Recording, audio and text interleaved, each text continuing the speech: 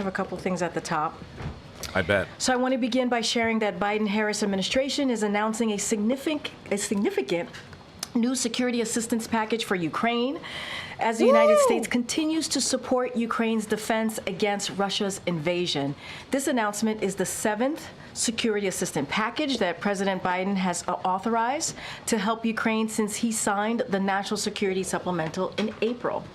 It includes missiles for Ukraine's air defense systems, ammunition for high-mobility artillery, rocket systems, artillery rounds, and other critical capabilities that are being drawn down from U.S. stocks using presidential drawdown authorities.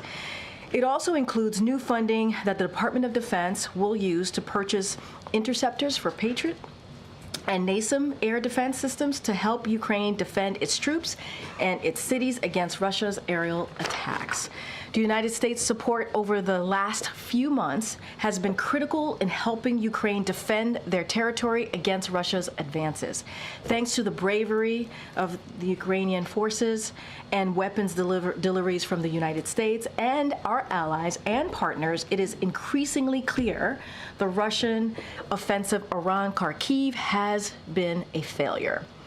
And as President Biden has been clear, we are committed to continuing to stand with Ukraine until they prevail against Russian aggression.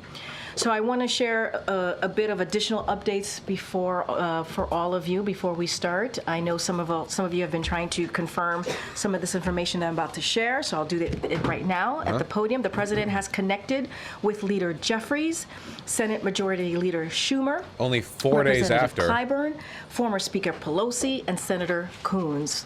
Today, President Biden taped 2 Black radio interviews that will air tomorrow morning. One is with Earl Ingram on Civic Media Network, which airs across Wisconsin, and one with Andrea Lawful Sanders on WURD's The Source in Philadelphia. And as Governor Walz of Minnesota announced today, the president will meet with more than 20 Democratic governors. Now, as you know, these governors are some of our closest partners when it comes to creating jobs, building new roads and building bridges, and so much more. And so the president certainly looks forward to meeting with them. And with that, I am happy to take your questions. That's it? Thank you. Last night at the fundraiser, the president blamed jet lag for his debate performance, but he was back stateside for well over a week. So does he really need more than a week and a half to recover from traveling in Europe, and is that really what he thinks caused his poor performance? So, yeah, just a couple of things, and I do appreciate the question because the president has certainly spoken to this many times about the debate, and so he had an opportunity to do that in front of supporters, and as you just stated, he did that. He owned that the debate was not his best night, and he said himself, it's not an excuse, but it's an explanation. I was standing here yesterday, and many people were asking why and what's the explanation. And that's what you heard from him. Look, in addition to the 2 major trips, he was also continued to do his presidential duties. He worked late in doing that, and he also prepared for the debate. And on top of that, there was obviously the jet lag, as you just asked about, and also he had a cold. And you all heard directly. You heard from him during the debate. He had a hoarse voice. Many of you reached out to me and my team and some other members of the White House asking what was going on. We confirmed that he had a cold, and so I think those 2 things, continuing obviously to do his duties as Commander-in-Chief, as the president, and so I think some of you here in this room could certainly relate to what could happen when you're having an important moment and you're not feeling well, and also you wish you could have done better. And so he took ownership. I think that's important. And he's going to continue to make a strong case for his agenda, and that's what you're going to see. And he was given an explanation, and that's what he wanted to do. He wanted to get that out there and for people to hear directly from him, as he has been doing since since Friday of last week. It just seems like I know you're calling it an explanation, not an excuse, but it does seem like there are new excuses since the debate of what went wrong there. It's the classic logic with excuses, where if you have one excuse, it sounds credible, but if you have five, it doesn't. It sounds like you're coming up with anything. Please keep in mind that, like, they're desperately trying to keep a lid on it, but in spite of that, we know for an absolute fact that there's a bunch of conversation behind closed doors about, like, holy shit, Biden is way worse than we thought. Like, he's way more far gone than we thought he was. And even, like, Democrats, like the governors that he's going to be meeting with, are curious as to whether or not they've been hiding the extent of his decline. I would say I don't think it's a new excuse. I think some of your colleagues reached out to us about the schedule. Some of your colleagues asked if the schedule was too strenuous, or was it because of the jet lag, and so we are laying out and explaining exactly what happened. You heard from the president, you've heard from me, and it was, indeed a schedule where, the president traveled 6 time zones forward to G7 in Italy, 9 time zones back to LA, and 3 time zones forward again to DC. That's something that one of the print pooler on that day. This is such a bullshit excuse, dude. Every president ever has been constantly traveling. Air Force One is like the swankiest plane in the world ever. You're like you asked for the debate. The schedule was set. You agreed. You had the power to set up everything. Like, there's no excuse. Laid out for all of you and those who read the pool notes, and on top of that, he did have a cold. So it is an explanation. I don't think it is an addition. I don't think it's. We certainly don't want to explain this away. But you all asked me for an explanation yesterday. The president gave that directly yesterday to his supporters. He wanted to make sure, knowing that all of you would get that information as he's speaking to his supporters last night. Sure. You mentioned all the calls that he has made in your topper. Why wasn't he doing that on Friday, and why wasn't he doing this sort of damage control? Why was he waiting to do that until middle of this week? I mean, look, I was asked a similar question by one of your colleagues yesterday, and look, the president obviously right after the debate, he visited 4 states in 2.5 days, gave a couple of remarks. He met with supporters, whether at the Waffle House or in Atlanta at a watch party, or in North Carolina where there were hundreds of supporters there in Raleigh. And so he was busy dealing with his schedule, and also speaking directly and engaging with his supporters, and then spend time with his family. I think what's important is that genuinely insane. Like, oh yeah, man, he had to go to a Waffle House. He had to go to Camp David. That's why he had to wait 4 days before, after his performance that was so disastrous that it set the internals of the DNC aflame, before him meeting with his staff or with the governors, or with Pelosi, or with Schumer, or with Jeffries. Like, oh yeah, just leave that aside, man. No hurry. They'll wait for you. While every single day there's like billions of dollars of free advertising going into the subject of your incredibly poor performance. He has done this outreach. He's having these conversations. It is important to him to do so. And the folks that I laid out that he spoke to or some of them have been his colleagues. Some of them have been elected officials that he's known for some time. Obviously, Leader Jeffries is a new relationship that he has, someone that he obviously respects, and so. It is, I think it's important to note that they were strong conversations. That's something that the president told me and my team directly moments ago. He was walking around, and we happened to see the president, and he said they were strong conversation. And by the way, he looks great. The vice president's great, and they are ready to continue working on behalf of the American people. Thank you, Corinne. Hi. Is President Biden considering stepping down? Absolutely not. And you heard, I believe, directly from the campaign as well. Given the groundswell of concern from fellow Democrats, from donors, from supporters, doesn't he owe it to the American public to reflect on whether he should step down? I mean, look, very much into Sung-Min's question and my answer to her question, where he had an opportunity to talk to supporters. He's done it a couple times at this point and laid out what happened on that night. Talked about how he understands, and it was not his best night. He understands that it is fair for people to ask that question. But we cannot forget We hear his you. record We and what see he's been you. able to do. We cannot forget how he has been able to deliver for the American people for almost 4 years. That matters too.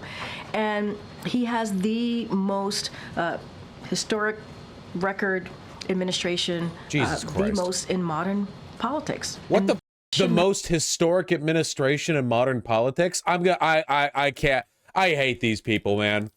I hate these people so much. F you. I can't. matter. I hate and her. he wants to continue to do that work. And you know, I hate her. Bring back the redhead. a lot of his what's on his Was it agenda Jen Psaki? is very much popular with majority of the American people. Whether it's continuing to build a strong I hated her less.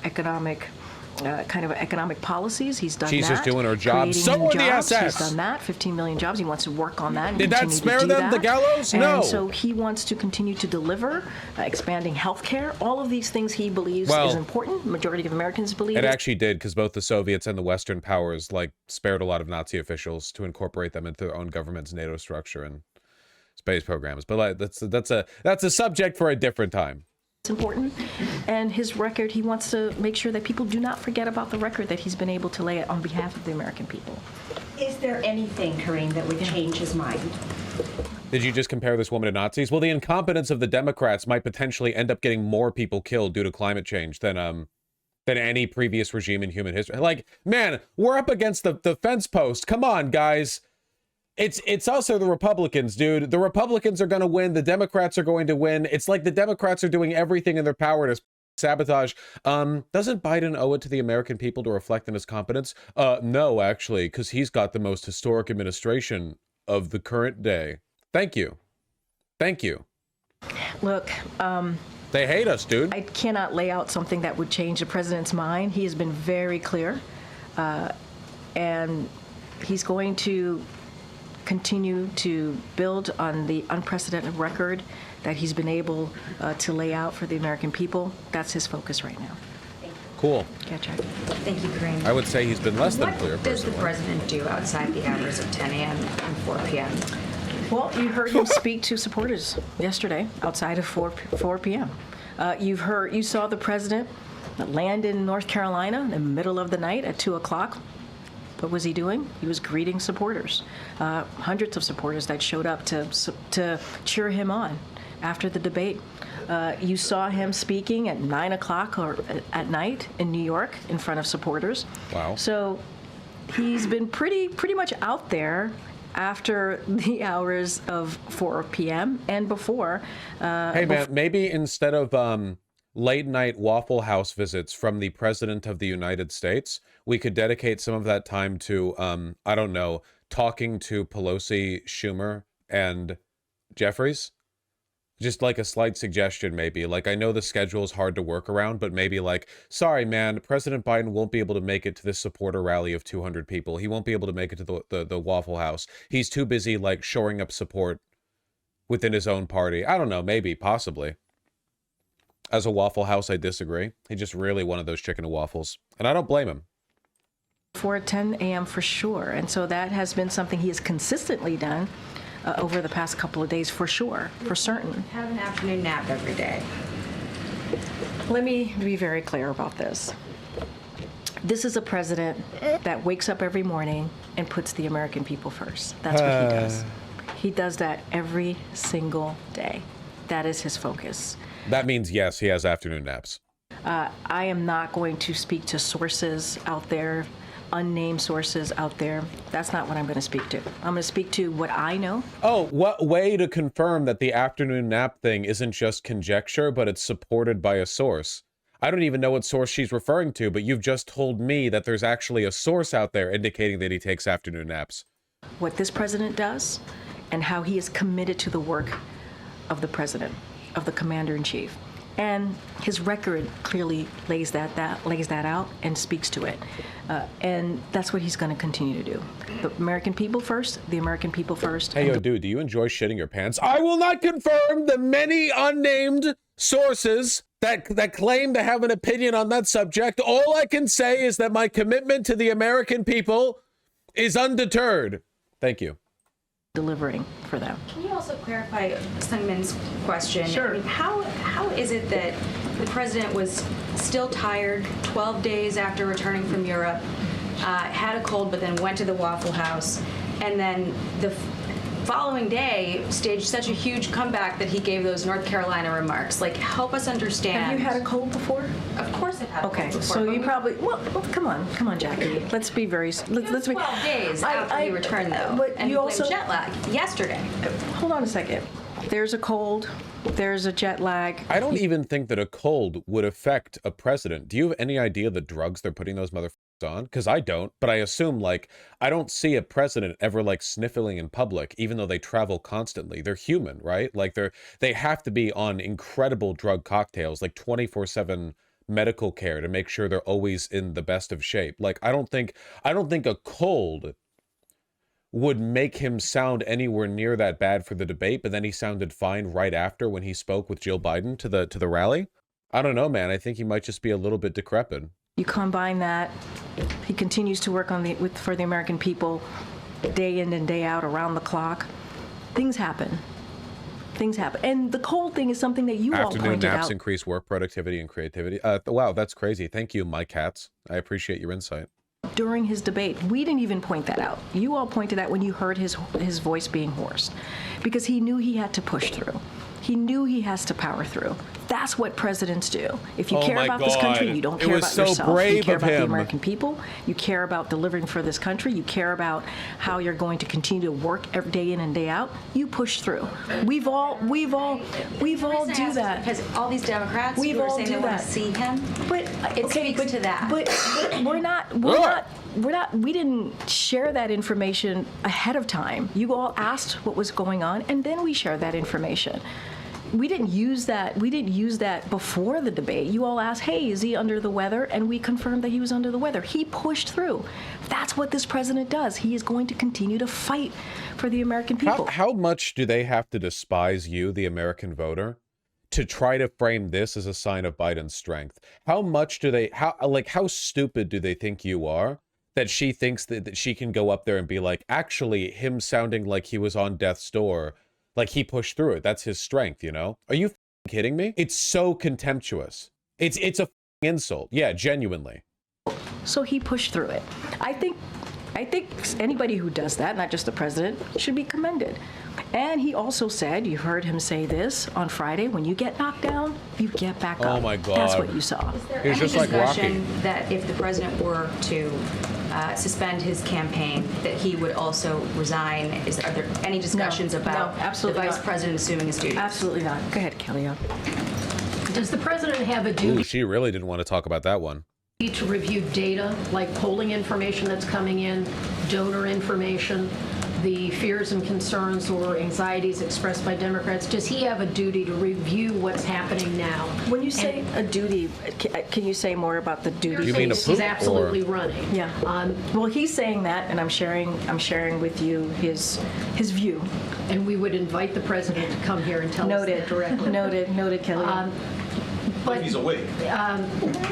that's inappropriate. Dude, the press secretary should have worn a flak vest to this one, man. This is a rough one. I don't envy her, even though I hate her. I don't envy her. There is no way, shape, or form any press secretary in this situation would have gotten through this one unscathed. She needs better. They should have erected like a chest-high wall instead of a podium. As you heard from your colleague, the president of the WHCA, that's inappropriate. Thank you, Kelly.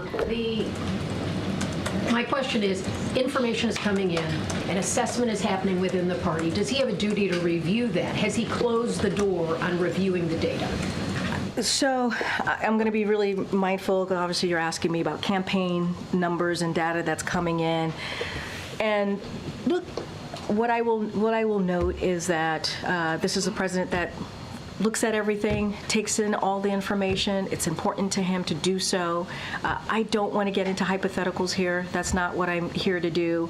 What I can say is, in this moment, we move forward on building on this unprecedented record that the president has been able to lay out for the American people, and that's going to be our focus. I don't want to get into hypotheticals. I don't want to get ahead into anything else. Sound like I closing. don't want to talk about reality of like the polling numbers being dismal and everything being dismal and Biden not talking to his own team for 4 days and Hunter and Jill Biden apparently having more of an influence on his decision to stay in than any like actual Democratic strategist or any of his top allies, or the fact that a significant number of Democratic voters don't think that Biden is capable of being the president and campaigning for the presidency and winning in 2024.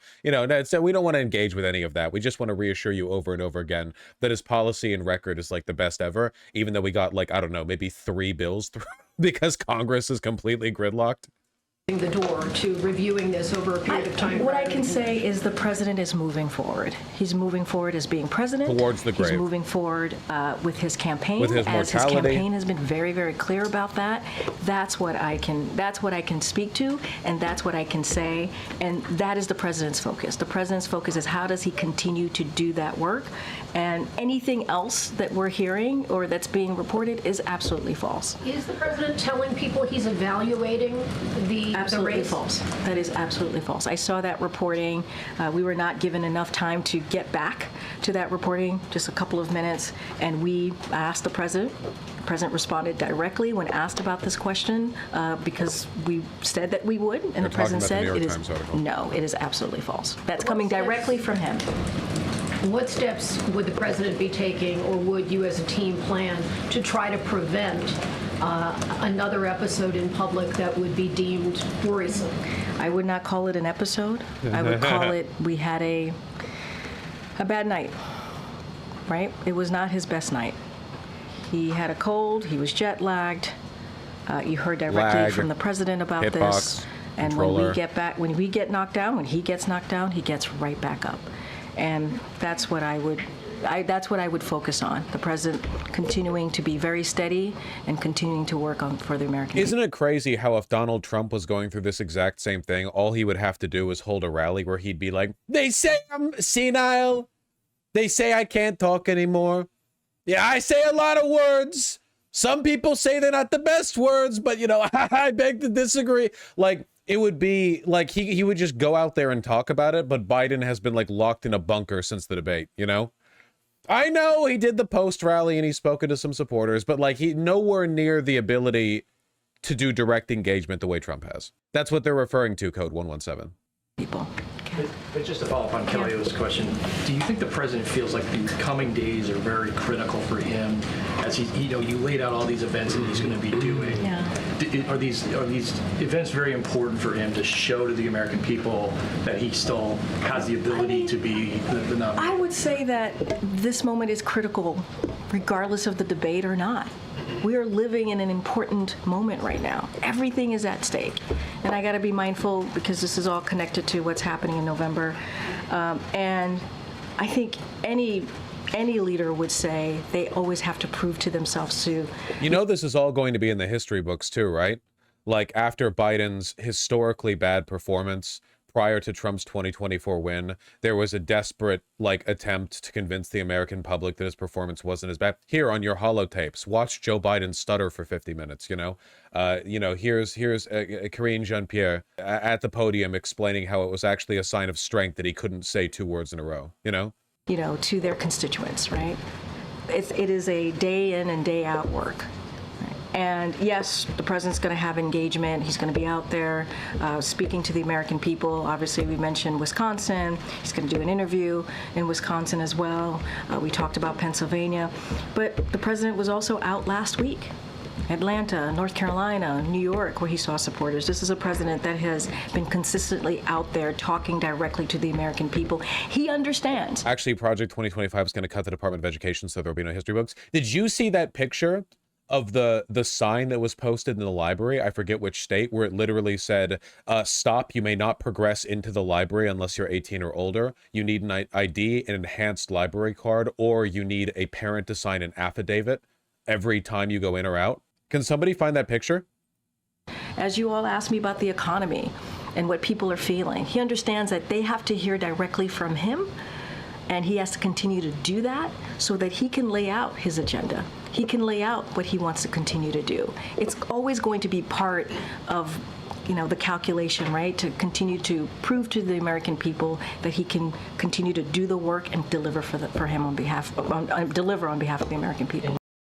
Can I get the uncropped version of this picture? Because this hides the fact that there's just a regular library behind it. Pursuant to Idaho Code 1815-14 that became effective July 1st, to proceed beyond this point, you must be 18 years of age or older. If you're under 30, please prepare a photo ID, have an unrestricted library card, please have your record ready to stand, or be accompanied by your parent or legal guardian, who must sign an affidavit every time you come to a library. I think the tweet said something like, in Idaho, if you get pregnant at 12, you can be forced to carry your rapist's baby, but you need to be 18 to get into the library or something like that. Uncropped? Yeah, there we go. And it's literally just a normal library. Yeah, there we go. Where Idaho, where a 13-year-old is forced to carry a pregnancy but can't go to the library. Yeah, so that's cool. And Jeff had the staff meeting today. Can you just give us a rundown of really what he tried to get across? And is there a morale issue in the White House right now? It's a fair question, and I do have a couple of things I want to say. As you just said, the Chief of Staff, Jeff Zients, did have an all-staff call. He wanted to gather the team across the building and acknowledge what the President said himself, right? That the last few days have been challenging. We've been very, very clear in acknowledging that. But we have had an extraordinary record to be proud of, and we know we have more work to do. The President says that all the time. He conveyed the importance of executing on our mission. He talked about the importance of coming together as a team and also having each other's backs. And so, look, he also said, which I think was really important, and I think every staff wants to hear, that the Chief of Staff door is open and is open to hearing directly from them any questions or any concerns. And, I think that's what you do as a leader. Thanks, Kareem. If there are so many questions right now about whether President Biden can do this job, why are we not seeing the president out there every single day in an unscripted way without teleprompters? Well, you're going to see him today, certainly, and I know you're asking. Sigh. Scripted way without teleprompters. Well, you're going to see him. Hey, can you prove to us the president is capable of speaking like normally without being guided like by teleprompters?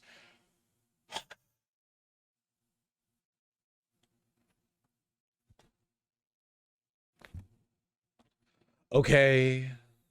Today, certainly, and I know you're asking about the teleprompter. You're going to see him tomorrow, right? 4th of July. He'll have an opportunity to welcome active duty military and their families, and certainly their loved ones here on the South Lawn, as he does every year. And I think that's going to be important. He'll be able to engage with them and thank them directly.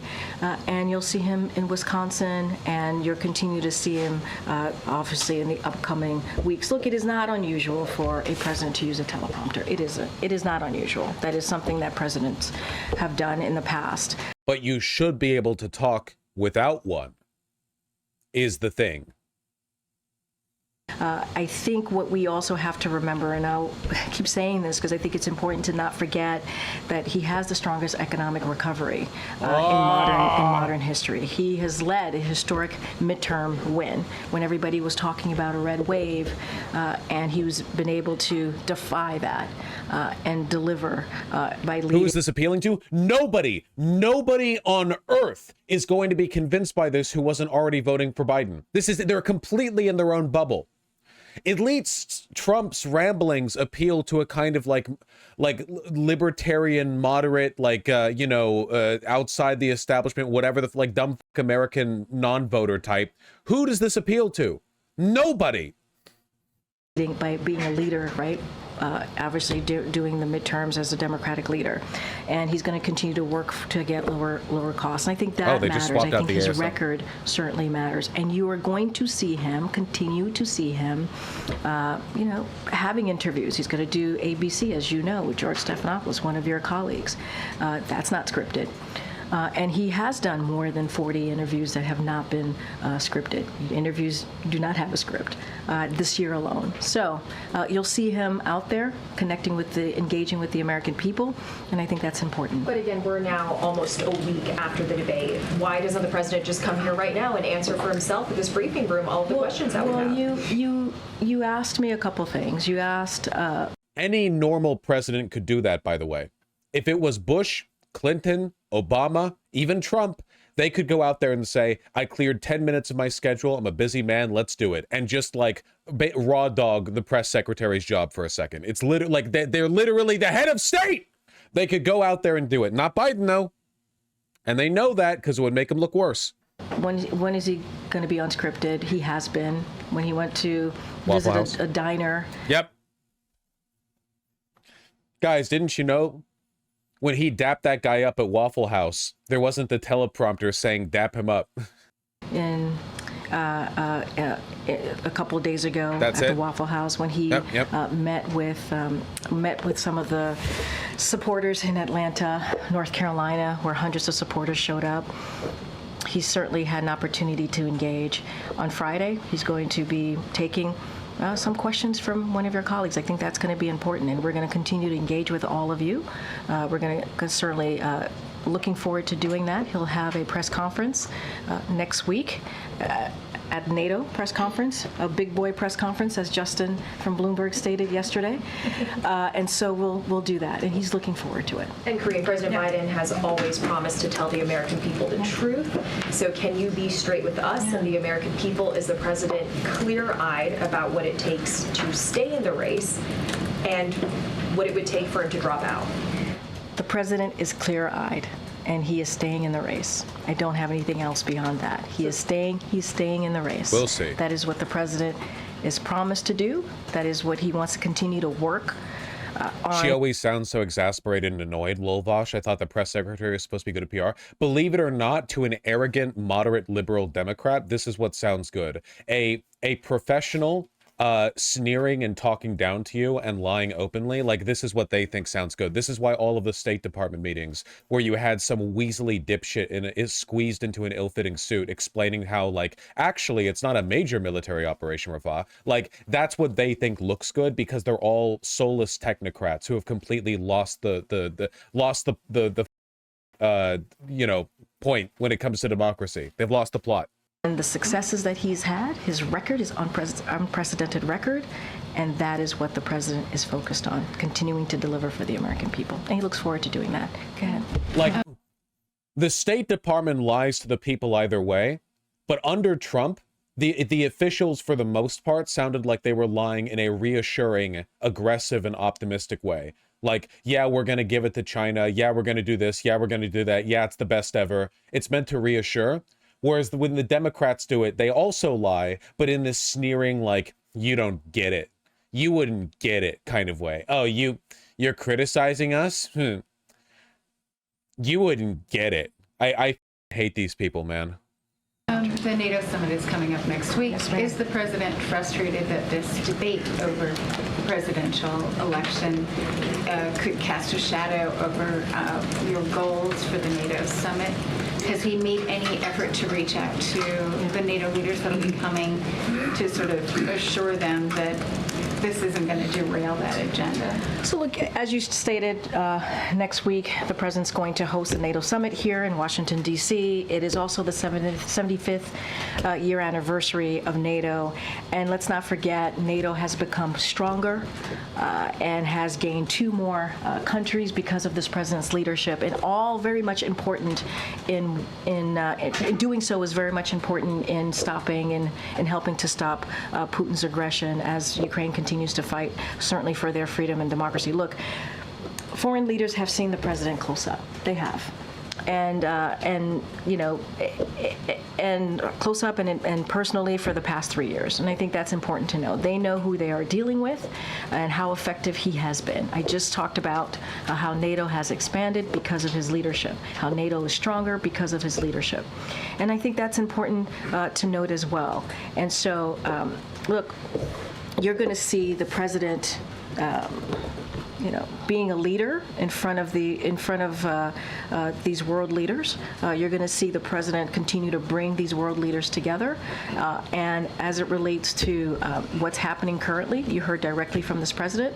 He understands. Can you link that, Dream Canoe? The criticism. He gets the criticism. He has owned up to it, but he also wants to move forward and continue to deliver on the really critical, important issues that the American people care about. When you think about NATO, you think about foreign policy. policy. It is important to continue our world leadership on that, being leaders, and strengthening our national security as well. And that is how the president thinks about this day in and day out. I just want to follow up on the kind of questions about... Man, that was like, you could have answered that in 2 sentences. You could tell she really wanted to run the clock out in a question that wasn't directly about Biden being 100 years old and incompetent to run. Like, she really dragged that one out. Outreach from the White House. Does the president intend to make any other calls beyond the ones that he's made today to the congressional leadership? And then, Representative Doggett said he reached out to the White House before he made his comments and did not hear back. He said he wanted to speak to President Biden personally about his concerns. Yeah, I can't speak to the outreach that he made. I have not spoken to the Office of Legislative Affairs, so I can't speak to that.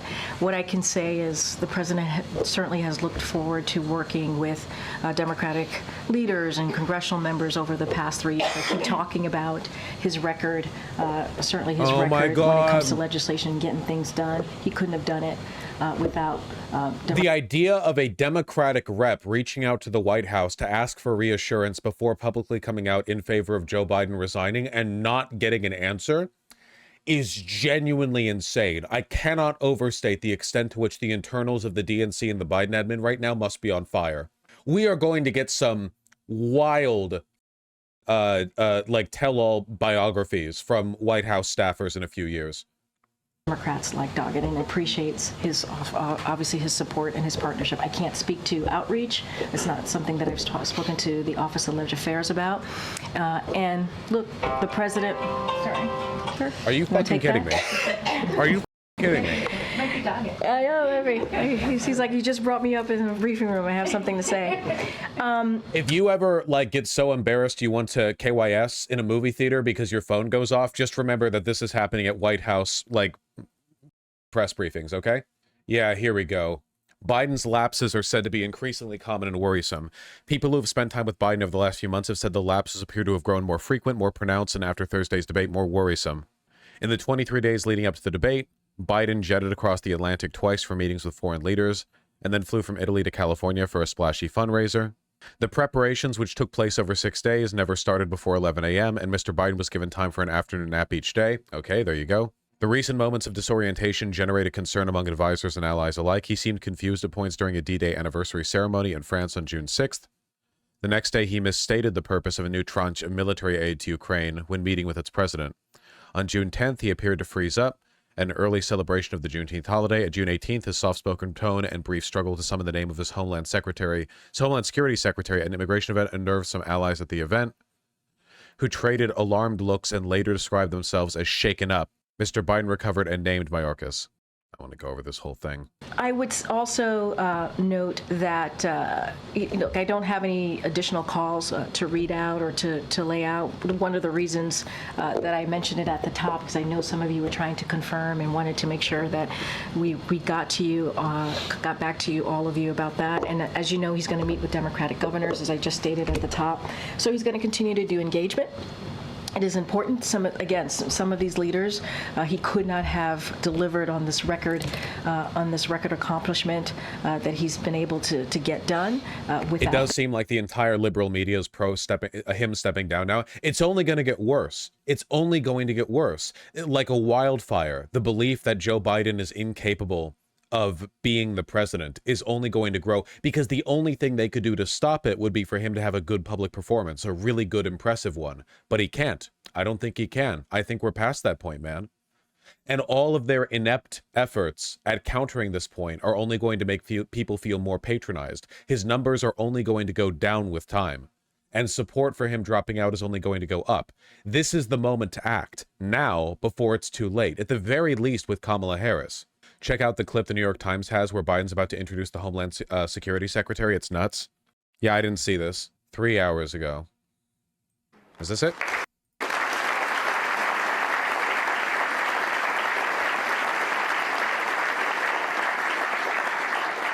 My name is Joe Biden. I'm Jill Biden's husband. Thanks to all the members of Congress and Homeland Security Secretary.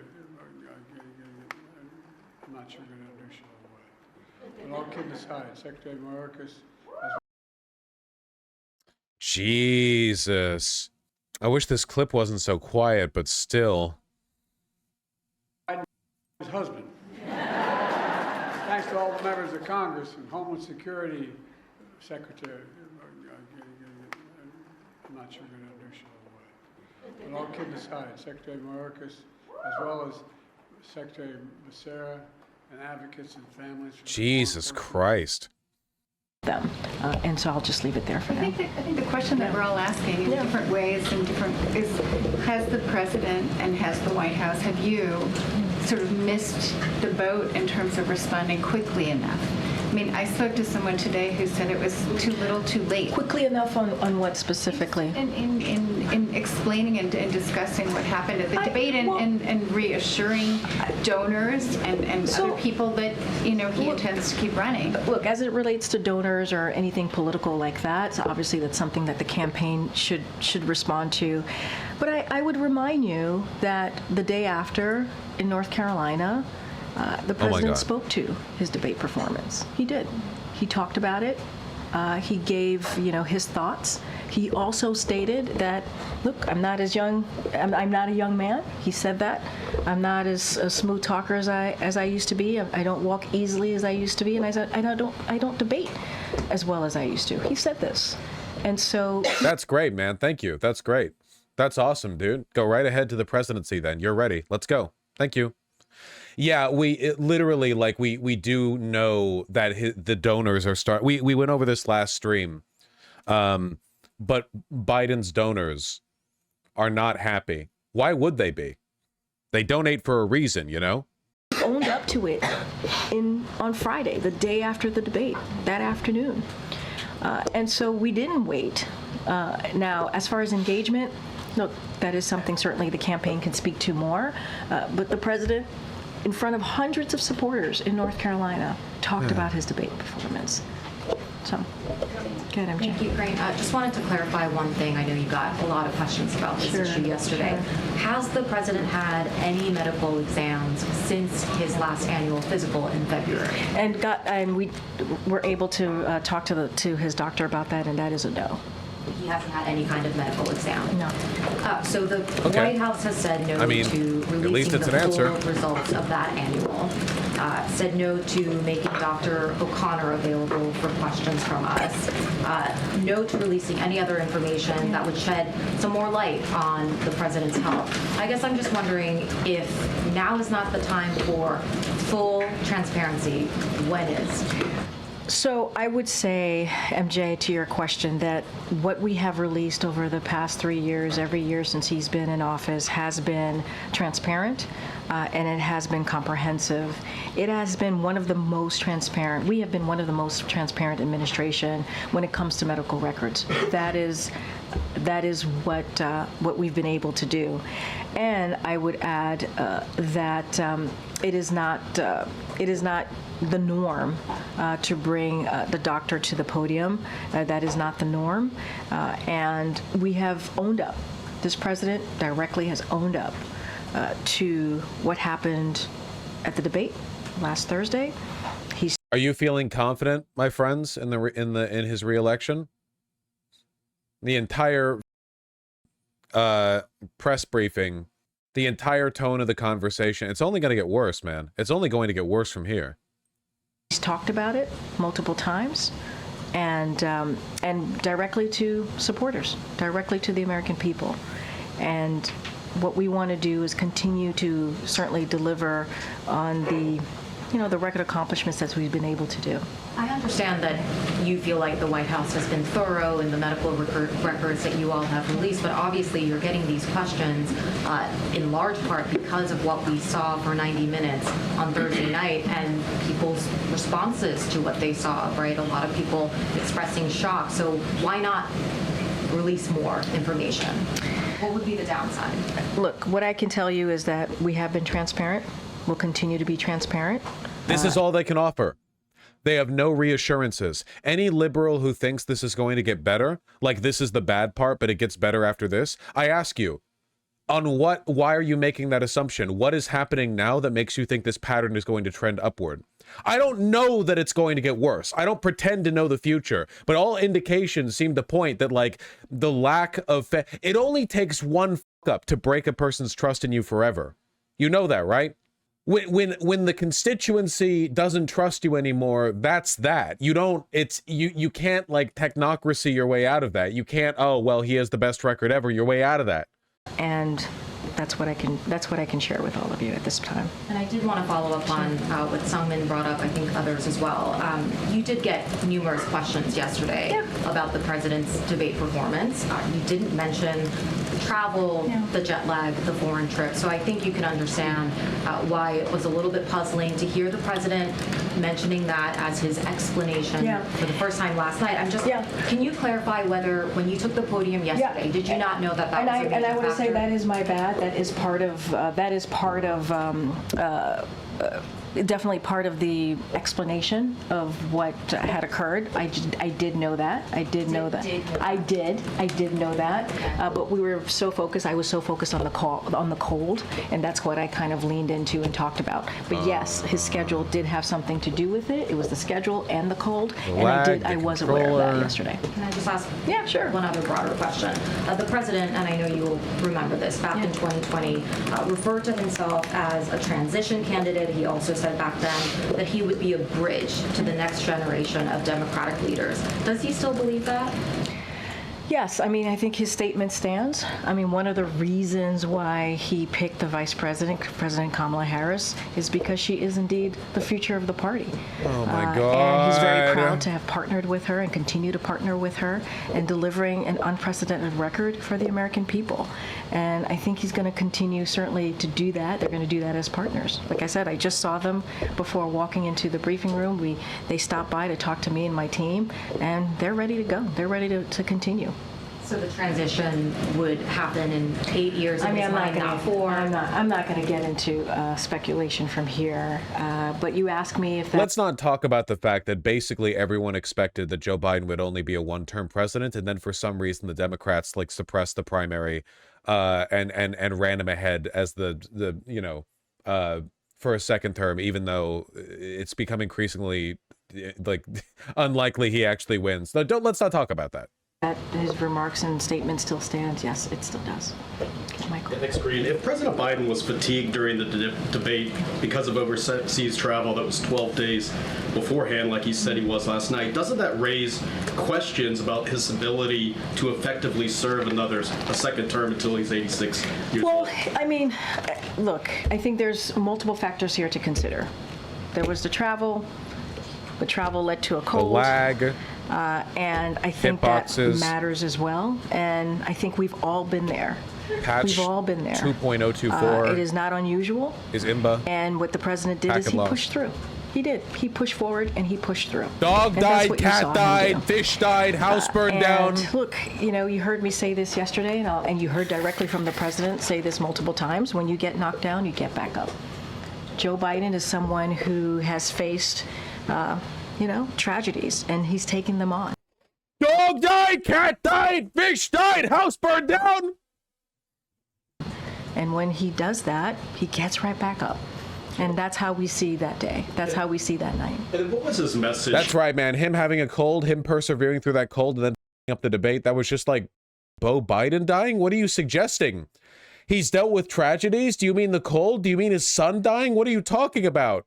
To congressional leaders today, I mean, is he trying to instill confidence in them that he can run effectively for his reelection bid? Was that the purpose of? So look, I'm not going to get into certainly private conversations. He had he shared with me those conversations were strong, and I think that's important to note. I'm not going to go into details, but the president's going to continue to have those direct conversations with leaders, with supporters, and he believes that's important to do. Were they united with him in the call? They continue to be united, and some of them have spoken to this. They've been very clear, have gone on television, spoken to some of you in your reporting, and said that very clearly.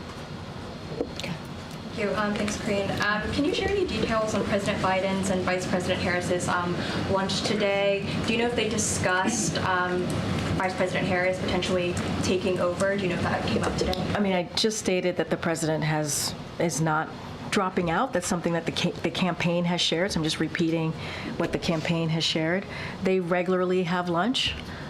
And I'm not going to get into private conversation. And I would also say that the vice president spoke to CBS just yesterday, and you could see what she said herself. And I think that's important to note as well. I just want to also Do you ask, think she believes in what she's saying, or is it just her job? She doesn't believe in what she's saying, which is a problem because she's not good at pretending she does. you mentioned that President Biden got the cold because of traveling. So this cold is directly tied to him traveling, or is it just he got the cold regularly? What I can tell you is he traveled, then he got a cold. That's what happened. Get Michael. Thanks, Corinne.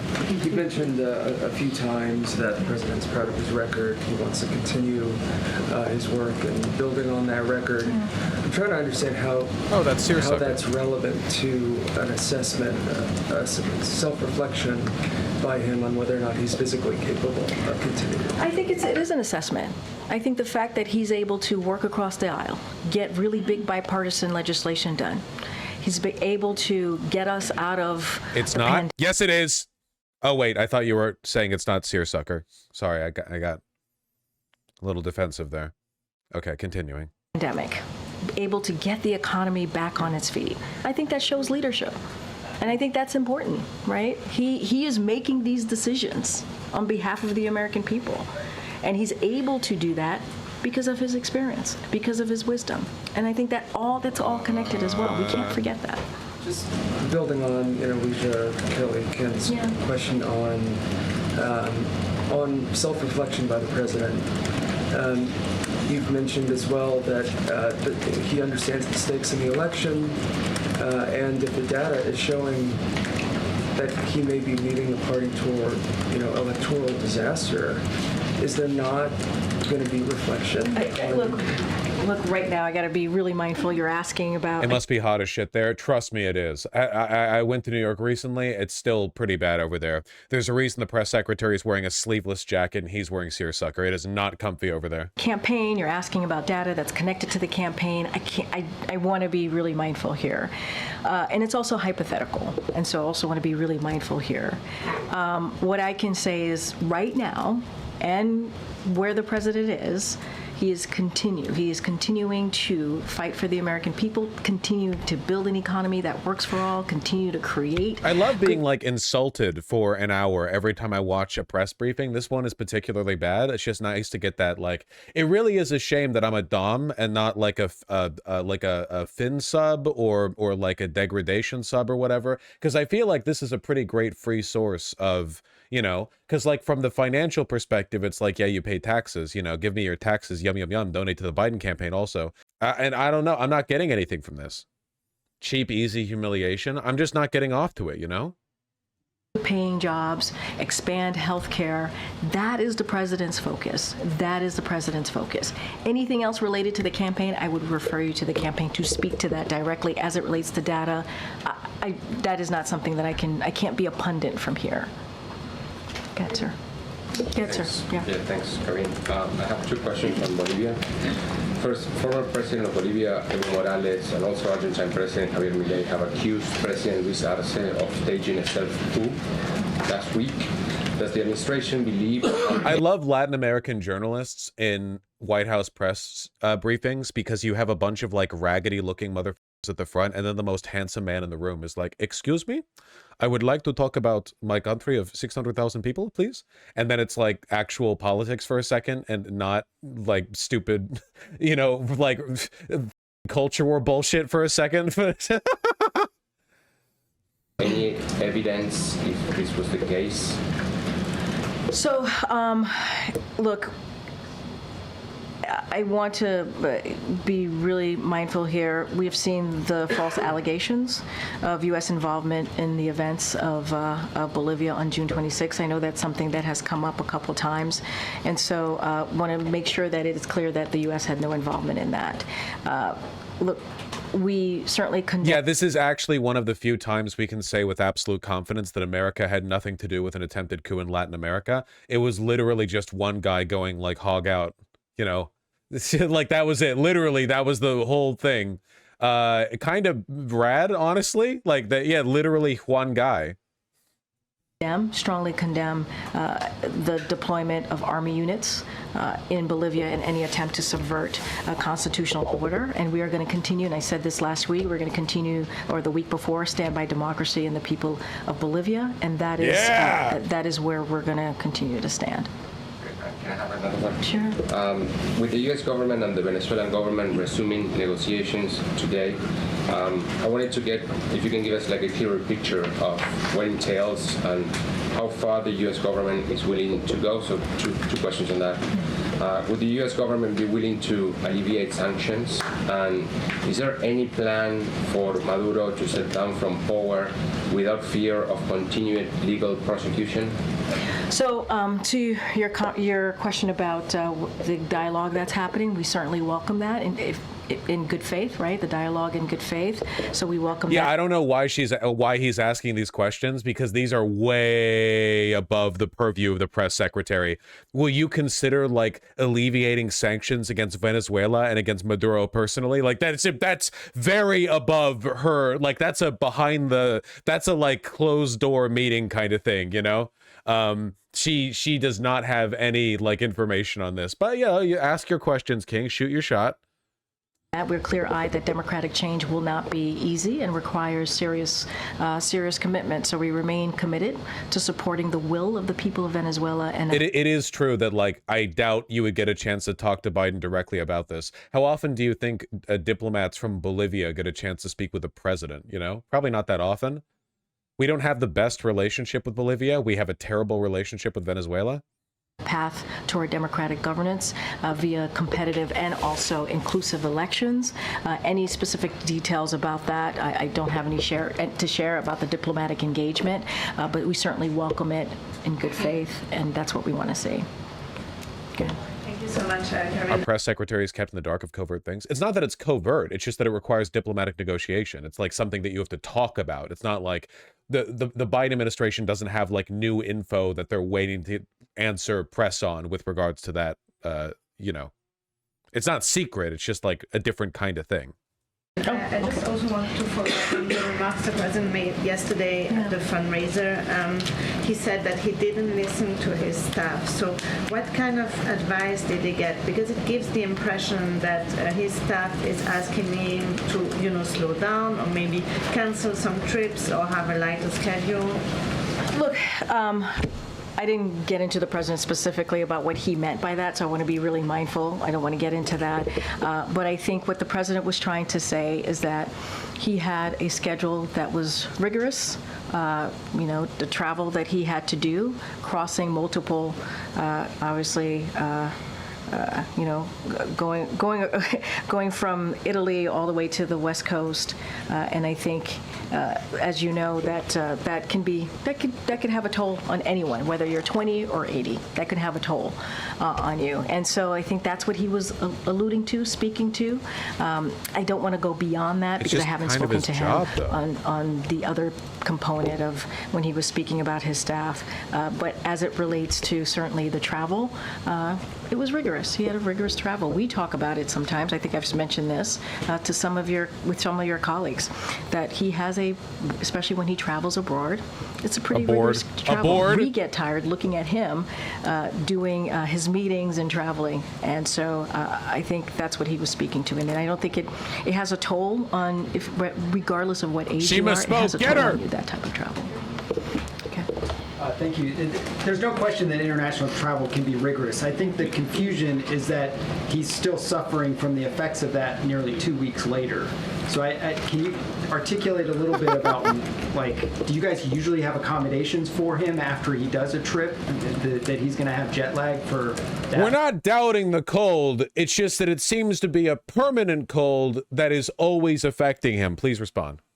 long a period of time? So can you, when you say 2 weeks later, what do you mean? Well, the debate, he arrives back in the United States 12 or 13 days before the debate. So his explanation for a poor debate performance is jet lag. So what I want to say is it's the jet lag and also the cold, right? It is the two things, and that occurred.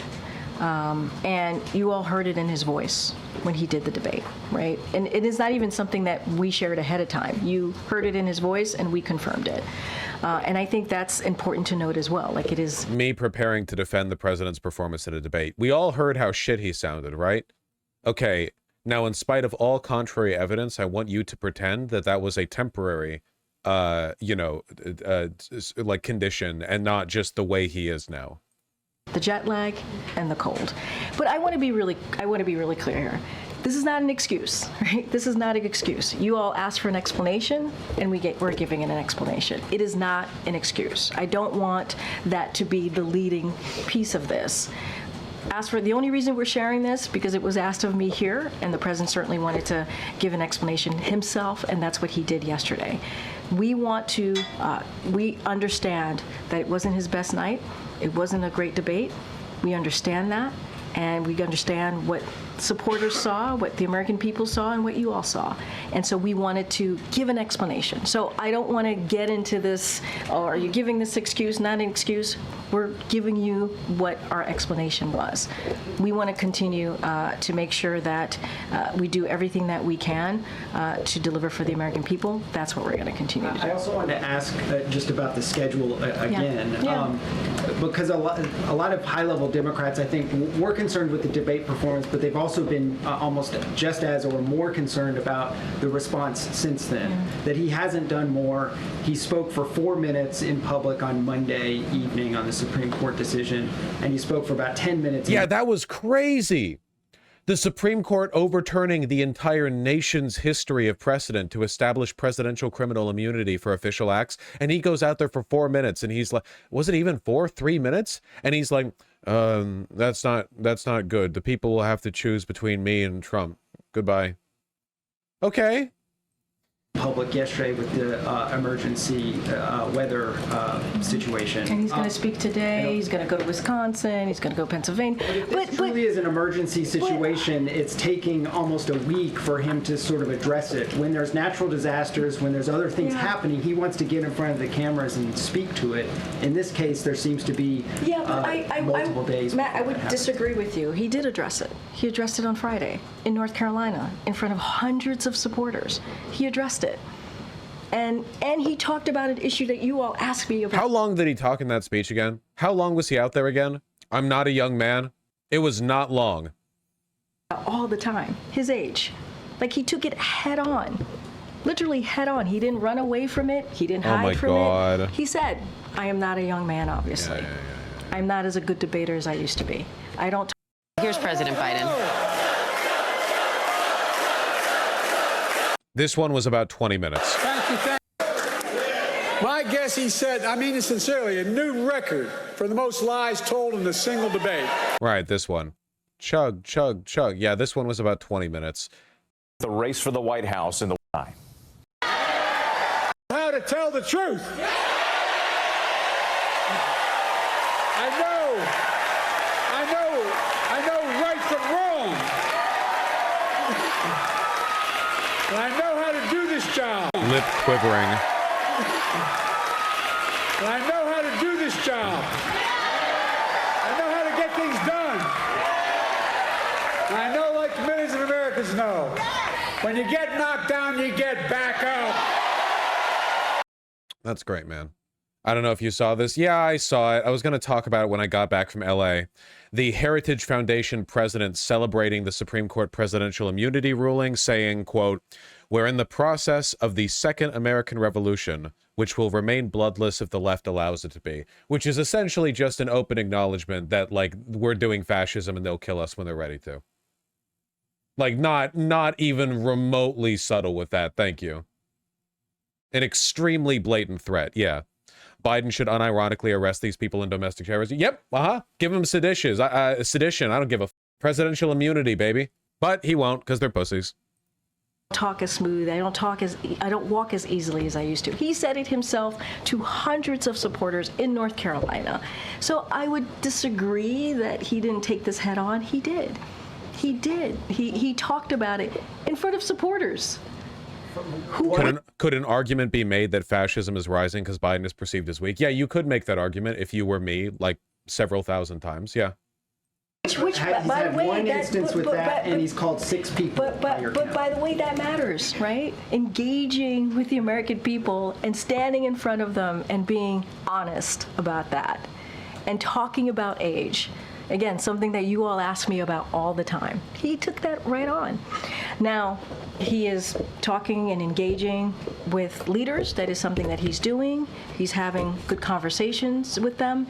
He's going to meet with Democratic governors, governors who he believes have been really strong partners with him in delivering. Yeah, this to me is probably like, I don't know, the most evergreen piece of political analysis ever offered by a Nazi.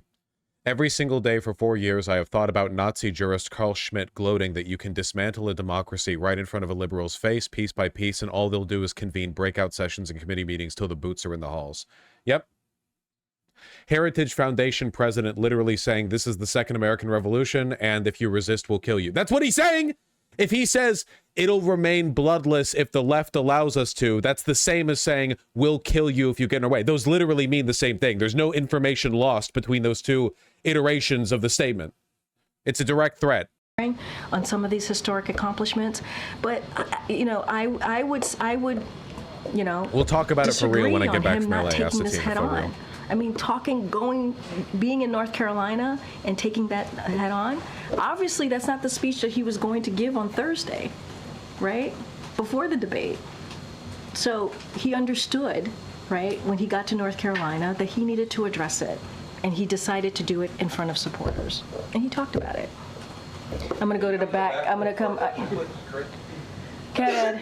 That's great. I want to go back to the NATO meeting, if I Sure. could. Polling this week shows the president losing more ground in the American eyes over immigration, over economy, and foreign policy. So does that, with everything else, diminish the position of the president as these NATO leaders are coming in for those meetings? No, I don't think so. I don't think so. And I said this moments ago when I was answering a question of one of your colleagues. These foreign leaders have seen the president personally, up close, for the past 3 years. They have talked about his leadership. They have commended his leadership. They have been proud to see him as the president of the United States after what they experienced in the last administration. Some of them have been even quoted about what the president has been able to do during his past 3 years. German Chancellor Scholz, I think that Joe Biden is someone who is very clear, who knows exactly what he is doing, and who is one of the most experienced politicians in the world, especially when... Is the DNC this stupid? Yes, next question. No, in all seriousness, like, this is liberalism. It is an ideological failing. Much in the same way that all throughout, like, the Middle Ages, you had very, very intelligent people, political analysts, scholars, what have you, priests, members of the clergy, like many people in power who were very smart. A lot of them were plenty smart, who nonetheless would have defended to their last breath the viability of hereditary monarchy over any other form of government. And they had a million arguments for it. It used to be widely discussed. Nowadays, not so much, but it used to be.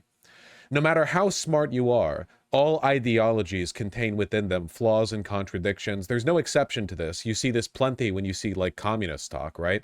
And with liberalism, it is this persistent, unwavering defense of the status quo, and an unwillingness to act outside the norms of civil discourse. I mean, you see it crops up time and time again. It's not that they're stupid. It's that they have built a framework that they are not allowed to think outside of. So to us, the solution is obvious because we're not in the framework, you know? But if you want, like, a little sort of contradictory argument here, you know how in El Salvador, which was completely run by gangs until recently, under Bukele, he did a mass arrest and now crime and murder rates have plummeted? That is an authoritarian solution to the crime problem. That is a way of addressing that problem that probably wouldn't occur to a lot of liberals or leftists. But even though it's come with a lot of downsides, it worked. Sometimes when you build a framework, you know, you condition yourself to think within it, and it can limit you. Now, I'm not suggesting that it's, you know, ideal for us all to adopt authoritarian solutions to this problem or the other, but it can show you how our thoughts are conditioned by the systems we operate within. When it comes to international politics, the Prime Minister of Israel, Bibi Netanyahu, I have had more than a dozen extended phone conversations with President Biden. He also came on a visit to Israel during wartime, which is an historic first. I found him very clear and very focused. I mean, these are leaders that he has had extensive engagement with over the past 3 years. They have seen him up close and personal. The president looks very much looks forward to hosting NATO next week. I could ask you about the Supreme Court quickly. So the comments that the president made on Monday, does the president respect the authority of the Supreme Court? Here's what I will say. The president has spoken often, very powerfully, about the events of January 6th. He has. And his views on what happened on that day. And what you heard from the president Monday night, he wasn't supposed to speak. It's not about January 6th, dude. It's about the immunity. It's not just about Trump. It's that the Supreme Court has completely, like, given the green light to Trump to do whatever the f he wants when he wins. Came back, he felt so strongly about the decision that he spoke from the for Supreme 2 whole Court minutes. that he came back early and wanted to speak directly to the American people, For 2 and minutes. that's what he did. It was that significant. He believed, as President of the United States, to speak directly to the American people. He cares so much that he deigned to interrupt his retreat at Camp David to speak to the American public for 2 minutes on a subject as trite as the Supreme Court putting the president above the law. That's how much he cares. Thank you. And he said this is a dangerous precedent. It is. It's a dangerous precedent. He also said and laid out that the Supreme Court has continued to take away long-established freedoms and norms, including a woman's right to choose, and now threatening the fundamental American principle that no one is above the law. And so this is why the president came back, and that's what he spoke out about. And he fears for our democracy, and he knows we must do everything that we can to fight. But he can disagree with the ruling. Does he respect the authority? He respects the authority of the Supreme Court, and like you just said in your question, he disagrees with the ruling. Absolutely. And this is the framework. Even when the Supreme Court has given every indication that they are maliciously ignoring the law in order to bring about outcomes that will ensure a destruction of the democracy, even when the Supreme Court is clearly laying out its intentions to destroy this country, he still respects them because that's the institution. They're operating within their legal rights. Liberals, man. It is unprecedented. It is dangerous. And that's why the president wanted to make sure that the American people heard directly from him.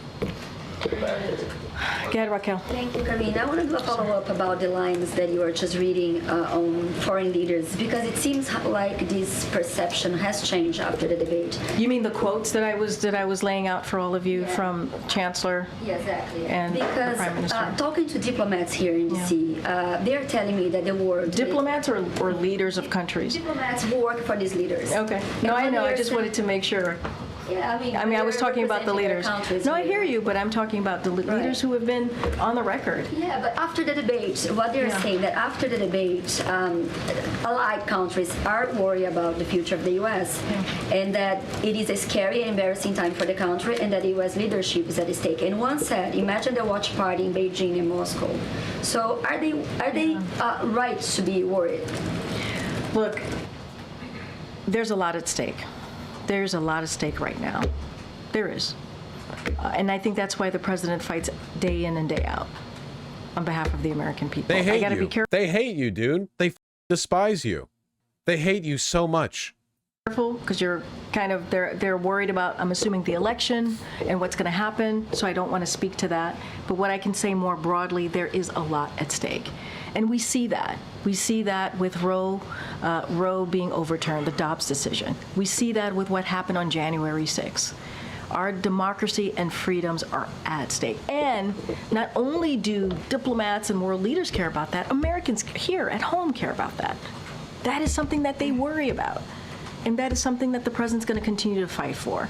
Do members of the Biden admin realize Trump is going to throw them in jail if he could? I genuinely don't think they think that he could do that. I don't think that their framework considers the possibility of history not being over. Be careful. I can't, get into hypotheticals, what will happen. There's obviously an election going on, but there is indeed a lot of stake, and we talk about this all the time. Democracy, freedoms, a woman's right to choose. That is important. That is important to fight for. And what Republicans are trying to do, extreme Republicans in Congress are trying to do, put 3 national bans on abortion. That's what the type of legislation that they want to push forward. So we disagree with that. We're going to stand with the majority of Americans. Go ahead, Paris. Thank you, Corinne. 2 questions. One is on NATO. So on next week's summit, does President schedule any important ballots with the bilaterals with the leaders, especially including Turkish President Erdogan? And second question is, we know China have been causing a lot of conflicts in South China Sea, Taiwan Strait, and East Sea. Yesterday, we saw Chinese Coast Guard ship harass Japanese ship near Senkaku Islands. Also detained a Taiwanese fish boat at Taiwan Strait. What is White House reaction to those comments? So on the fish boat, we're obviously closely monitoring the incident, so we're going to continue to do that. And as for any bilateral meetings, I don't have anything to read out to you at this time. I believe NSC is going to do a call on Friday to talk through what next week is going to look like with the NATO summit being here in D.C. So I would say, stay tuned, look out for that, and we'll have more to share. And obviously, when there is a bilateral meeting, we certainly share that with all of you. Just don't have anything to preview at this time. Follow-up, has the U.S. reached out to Japan and Taiwan offer support over those incidents? Well, I don't have any calls, obviously, to speak to at this time, but we encourage both sides to maintain open lines of communication so they can get to a resolution here, and that's what we call for. Okay. Oh. No, go ahead. Thanks, Corinne. I just wanted to get to your answer to Raquel a few moments ago. You talked about there being a lot at stake, which I think... I'm trying to be mindful, but... Also trying to phrase the question in a way that you can answer. I appreciate that. Oh, for crying out loud, not now, China? Oh, you guys should readjust your priorities. If we lose to Trump, China will be by far like the noble world hegemon. China, for instance, actually gives a shit about climate change way the more than the West does. Like they have sacrificed way more in terms of their development and their like policy positions. Little Hitlerite, when it comes to the Muslims and the Indians and Taiwan and so on. Okay, sure, but in the great multipolar world and in Tibet, again in the great multipolar world, I think we'll see if the scales shift. But I think millions and millions of Americans would agree with that assessment that there's a lot at stake. Yeah, and I agree. That might be true. That's what I said. It's not just diplomats, but it's also Americans here. Right, and the president and you and others in the administration have acknowledged he didn't have a good night at the debate. Yeah. Is within his reaction to his own performance, does he think he let people down? Look, this is certainly a president. Don't forget African Americans. Dude, if you're black, you move to China. They might be racist to you over there. Not like they're not here. You can dunk on those motherfuckers. You're like, you could dominate. If you thought black people dominated like Western professional athletics, man, you've got a whole, it's a completely like unsown field for you to move about in, all right? It's time. Not to mention the food. Are you kidding me? What do they listen to for music in China, okay? Are they immunized against hip-hop? Can they even handle the beats? I don't think they could. It's time to sow the seeds of cultural hegemony in a new world power, as you have in America. They literally listen to hip-hop. I don't know what they listen to in China. It's like 1.4 billion people. I don't know. That I will say, and if you know Joe Biden, you know him as a senator and as vice president, he's very sensitive to how people feel. Right?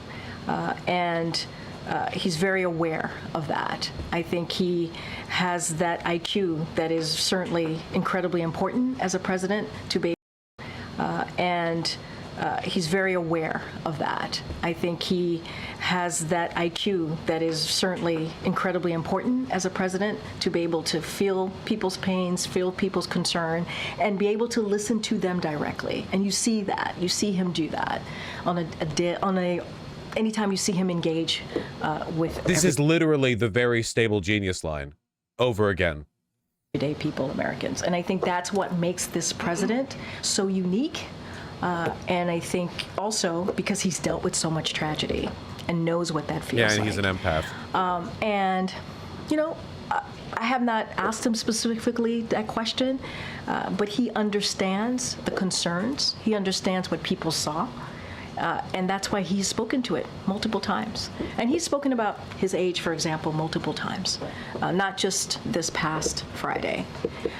And he gets it. He gets it. We get it.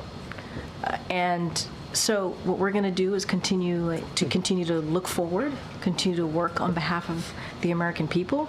And there is a record here. There is a record here that we can speak to. There is a record here that matters to majority of Americans. We were able to turn some things around. Again, it happens literally every time. Every single time she's called upon to defend the man, her response is, look at his record. The Americans like it. Like, she never makes a case for why you should like Biden. She only says you already should. Like, there's a huge difference between those two things. Like, if you had a friend and you were trying to convince them that another second friend is like a good guy, there's a huge difference between you saying like, oh yeah, you know, he's really cool, he's done X and Y, you know, and you saying like, yeah, he's done X and Y, and people like that. Okay, why are you bringing up that people like it in a bid to convince me that I should like it? What relevance are you trying to like peer pressure me? It's insane.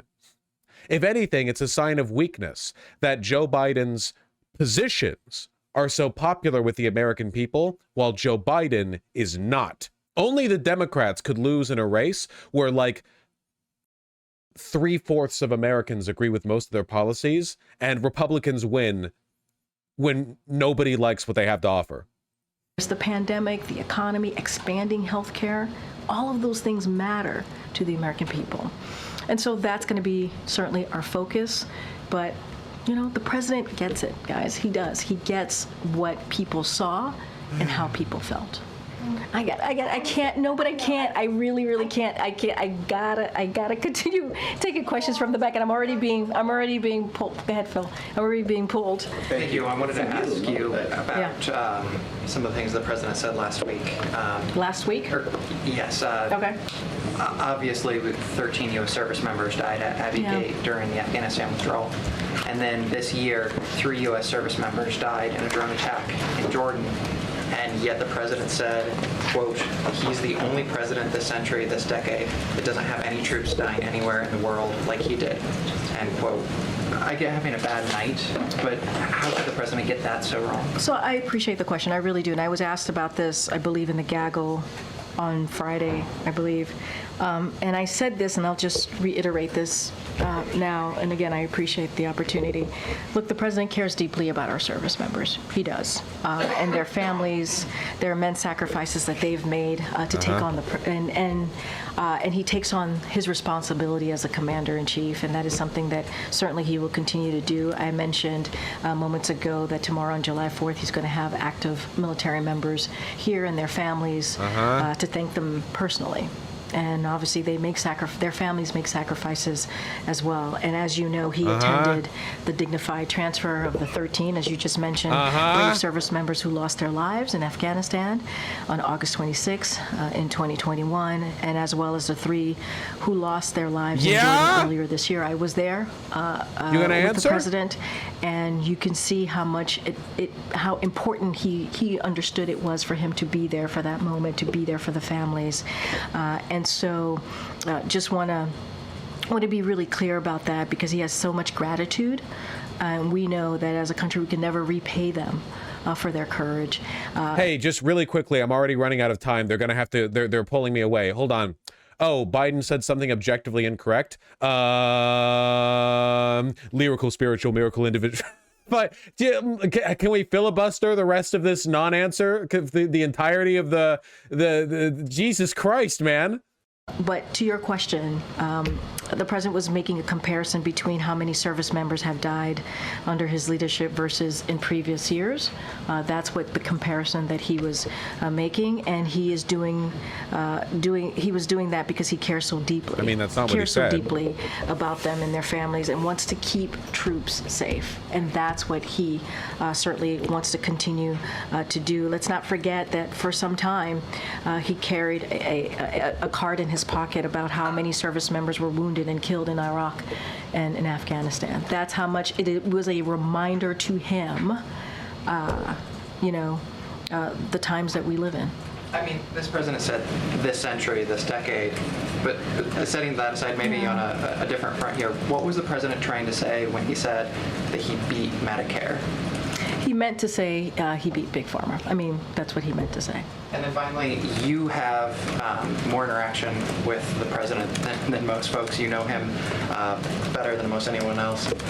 Can you say, do you believe that the president is as sharp today as he was when he took this job? Have you seen any slowdowns? What I can say is this is a president who is strong and resolute in delivering for the American people. That's what I see. I see a president when I'm sitting in front of him, going through the day or talking about what he's doing next. He is someone that engages with us. He wants to know. He pushes us. He prods us, wanting to figure out like the bigger picture of whatever we're trying to explain to him, or even granular details. So he's as sharp as ever. He is as sharp as ever, as I have known him to be in my engagement and my experience with him. And I know when I walk into the Oval Office or see him on Air Force. They hate you, man. They hate you. They hate your ass. I'm sorry I don't have more to say, man. They just really hate you. One, I have to be on top of my game. I do. I mean, and that's just kind of my engagement with him and how it's been for the past couple of years. I know I have to wrap it up. I know. Go ahead, Emily. Thanks, Craig. I just wanted to ask, how is the president's health today? Does he still have his cold, or is he feeling better? And then to clarify on the medical exam, because you said he hasn't had one since his last physical, he was on the way to the debate. The doctor was with him. He had a cold. He's 81. Does he not get checked out by the doctor? I'm just Well, I can tell you he did not get checked out by the doctor. It's a cold, guys. It's a cold. And I know that it affects everybody differently. We have all had colds. And so, no, he was not checked by the doctor. What was your other question? How is his health today? Does he still have the Well, cold? I saw him today. My team and I saw him today. He looked great. And he was with the vice president. They both looked great. I know I was asked yesterday if he still had a cold. I think if he still has a lingering cold. But he is ready to go. He's ready to go. I kind of have to wrap it up, but go ahead. It's great. Sources have told ABC that the president recognizes how difficult his political predicament is. So how has his mood been as of late? Has he been down? Is he frustrated? I mentioned, I think, multiple times at this point that I got to see him. My team and I got to see him and the vice president. He's great. He's like in a great mood, ready to get things going. He's going to do the Medal of Honor later today. He's going to meet with Democratic governors, and that's kind of what you want to see, right, from your leader. Any frustrations with you all after? What I can say is that he wants to move forward. That's what he wants to do. He wants to move forward. Acknowledge, right? Acknowledge what happened.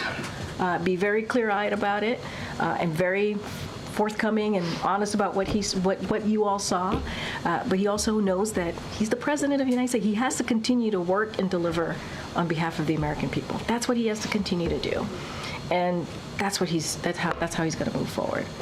All right, everybody. Thanks, everyone. That was great. Thank you.